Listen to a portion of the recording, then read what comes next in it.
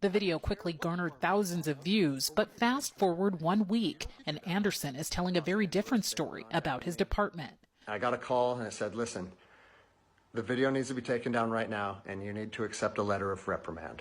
Anderson says he refused to take the video down, even after getting a call from Port of Seattle Police Chief Rod Covey. Greg, if you openly defy your governor, you can't be a police officer in the state of Washington.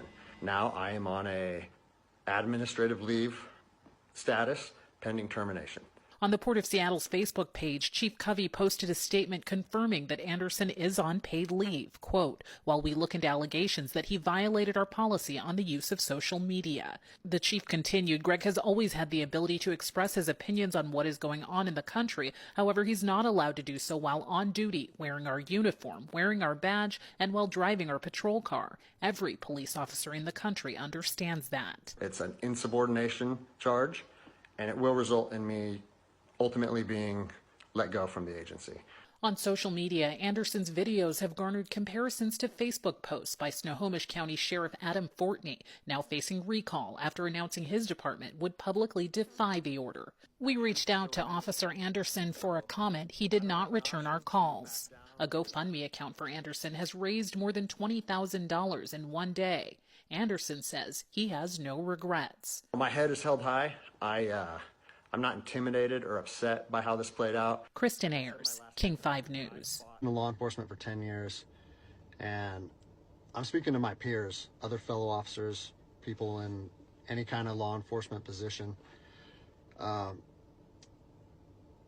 seen officers nationwide enforcing tyrannical orders against the people, and I'm hoping it's the minority of officers, but I'm not sure anymore, because every time I turn on the television, every time I look to the internet, I'm seeing people arrested or cited for going to church, for traveling on the roadways, for going surfing, opening their businesses, going to the park with their families, or doing nails out of their own house, using their own house as a place of business, and having undercover agents go there and arrest them and charge them with what?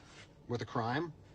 I don't know what crime people are committing by doing nails in their own house, but we're seeing this more and more and more, and we need to start looking at ourselves as officers and thinking, is what I'm doing right?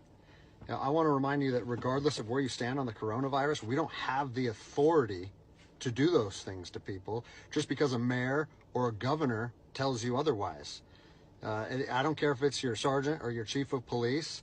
We don't get to violate people's constitutional rights because somebody in our chain of command tells us otherwise. It's not how this country works. Those are de facto arrests. You know, we're violating people's rights and taking money from them, or even worse, arresting them and depriving them of their freedom when they are exercising their constitutional rights. So let's talk about that.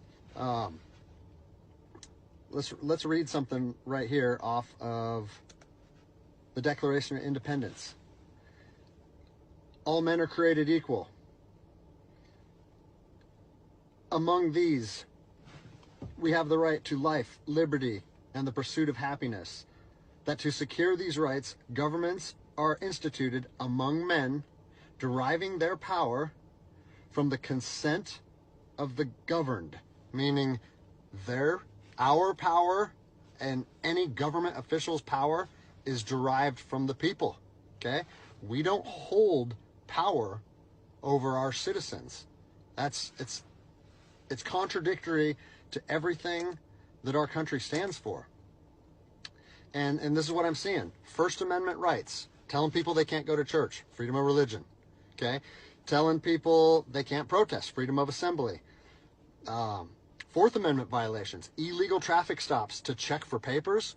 What are you, the Gestapo? Is this 1930s Nazi Germany? You don't get to stop people unless you have reasonable suspicion or probable cause that they have committed a crime. And I know people that have personally been stopped saying, we want to see papers showing that you're essential.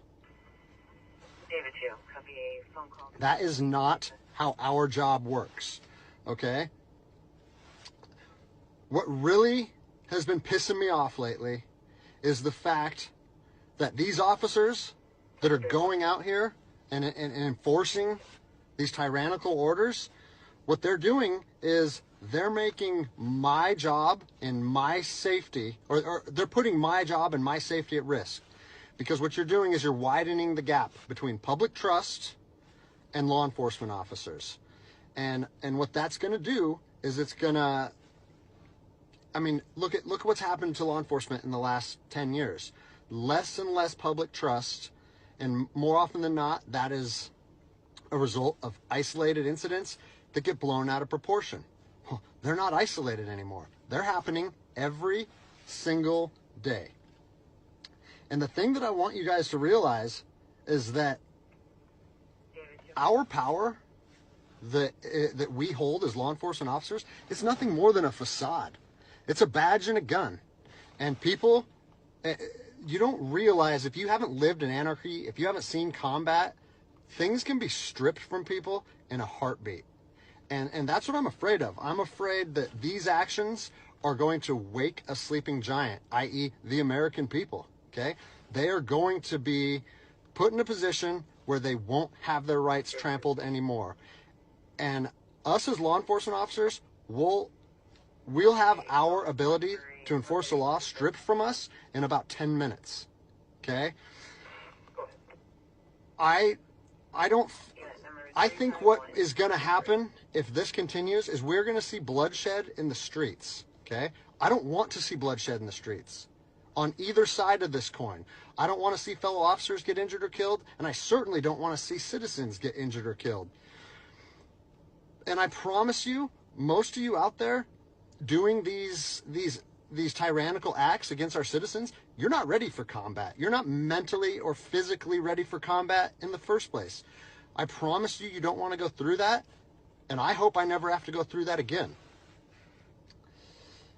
You know, you don't get to just say, well, I'm doing this because I was told to do so, or I'm following orders, or I need to keep this job.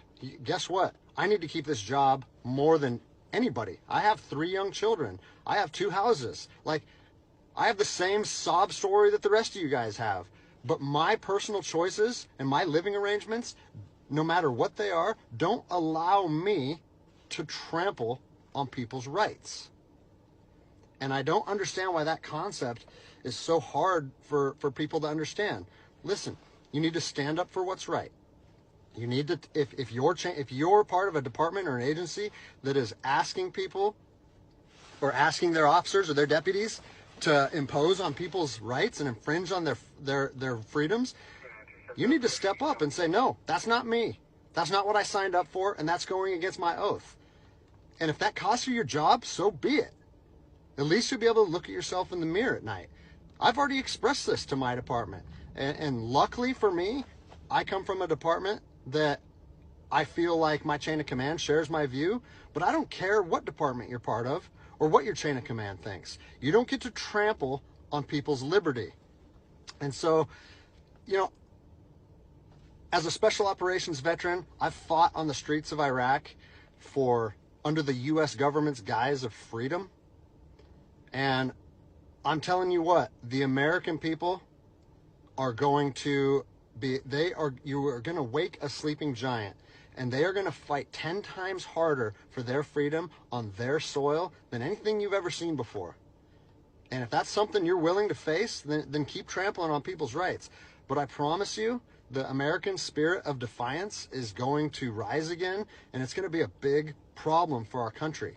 So I'll leave you with this, something that I learned as an E-nothing in the Army.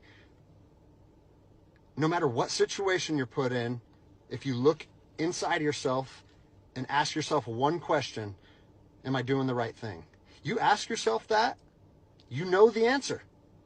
And no amount of money or no order or law or anything should be able to make you go against doing the right thing. So I'm imploring officers to look inside themselves